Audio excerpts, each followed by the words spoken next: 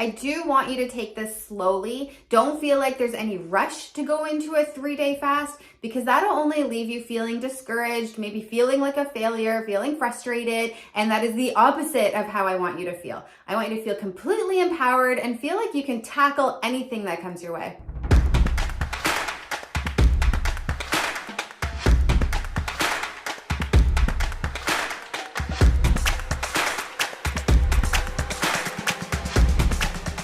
If you're looking to kick cancer's ass with the use of fasting and you want to learn the proper ways how to do it without harming your health and without it being a major struggle, I have created the next 6 videos to be how to do a 3-day water fast in the easiest way possible.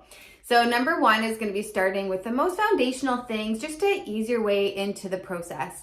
So whether you're looking for weight management, to increase your energy, to bring down inflammation, to help with anti-aging, and to even optimize your chemotherapy results and protect your healthy cells, there's nothing better than learning how to do a prolonged fast. And a prolonged fast would be anything over 72 hours.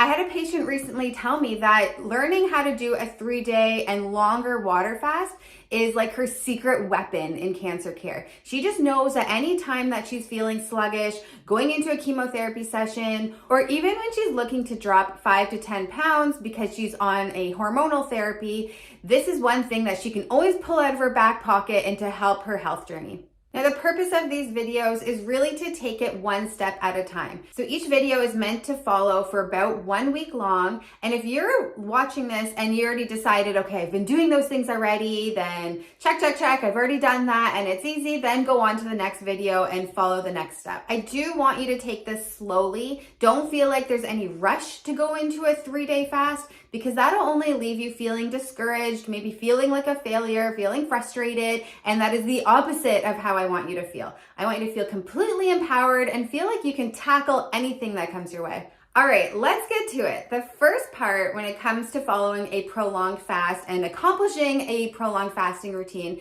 is to get rid of inflammation.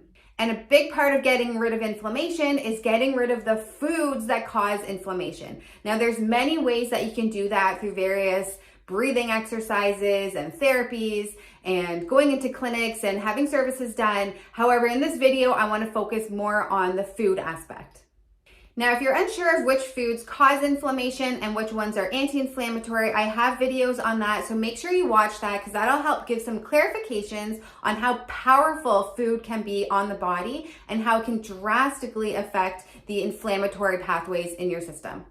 So once you're aware of the foods that cause inflammation, the first thing you need to do is get them out of your house. They need to be out of sight, out of mind. You can't even have those cravings. So if you have kids or you have a partner or someone that lives in your house that brings in junk food, then you want to have that in a separate area and you want to have your own cupboard that is full of anti-inflammatory foods. I mean, there's nothing worse than being told, stay away from all these foods, and then you just look at them every night when you're bored or in between meals and you just think, I would love to have that. That is like torture. But if you have a cupboard that is full of things that you can have, then it won't feel so restrictive.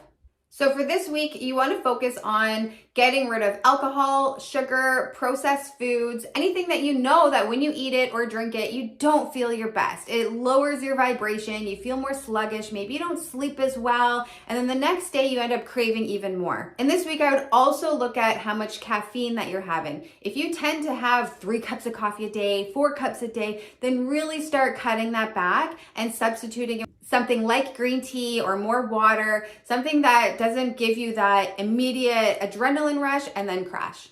So this week is all about focusing what foods are full of sugar, processed, and don't make you feel great, and substituting it with things like rice cakes, maybe more nut butters and healthier cereals, things that you generally have already, but just changing the type of grain maybe that's used, or having it with more salads and fruits and vegetables, and substituting your fridge for ones that you know just are tempting and that don't make you feel great.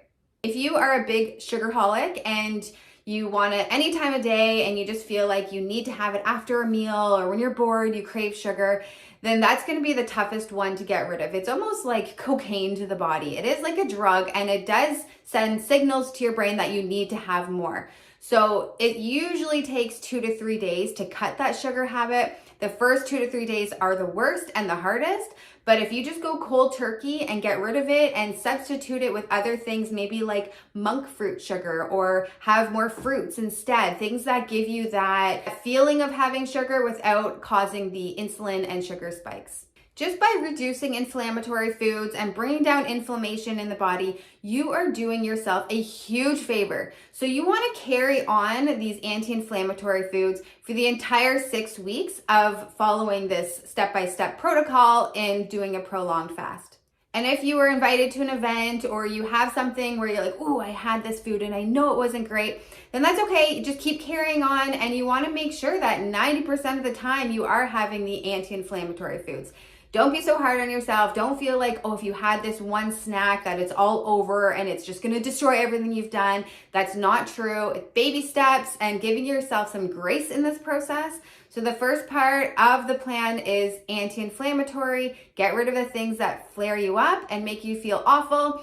Another part of craving garbage foods is sometimes that you're actually dehydrated. So if you're not drinking enough water, your brain may tell you that you need more food or you need something else.